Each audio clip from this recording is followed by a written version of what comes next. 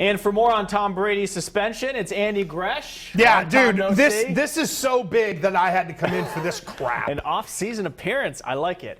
All right. In hindsight, should we not be surprised today? Maybe more surprised at Berman's ruling, because when it comes down to it, in the collective bargaining agreement, Goodell ruled within his power, no? Well, no. I think, look, obviously, 4 judges are split on this. So why should we be surprised in anything?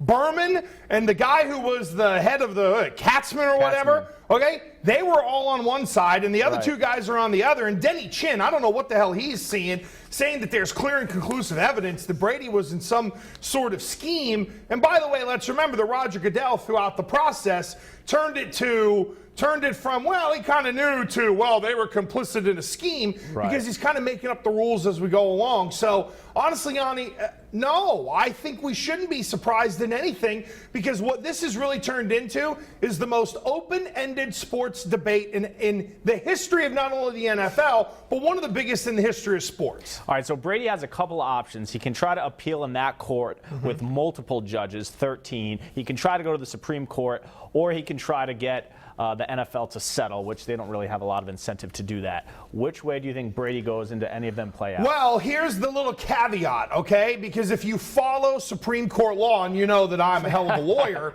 the Supreme Court only hears 1% of cases every year. However, 90% of those cases are based on circuit court rulings where they look at something like Article 46 of the CBA and they say, well, we see it this way, we see it this way. So you got the second court with Brady.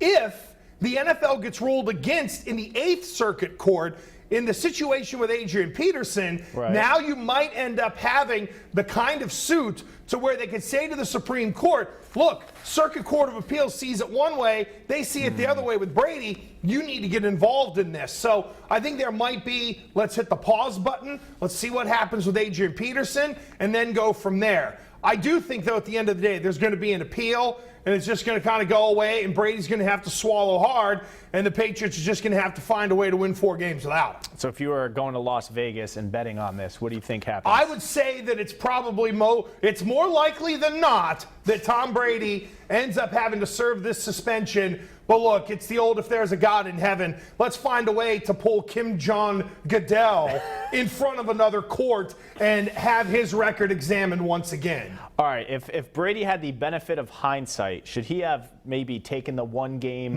settlement? No. Would he have done anything differently? No, he shouldn't have done anything. The only thing he might have done differently would be to listen to the NFLPA lawyers early on instead of his own. But the optics of that press conference is nothing more than for people to, discuss. I don't think it factored into this case whatsoever. But again, I don't think Brady here really did anything wrong. And again, as we saw, I'll use the line again.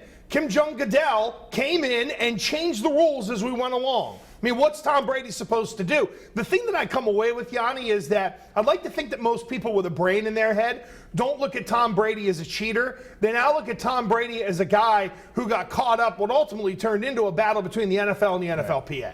All right, thank you, Andy Gresh, for your unique perspective, and you'll be back tomorrow talking more of this. I know, this is amazing, right?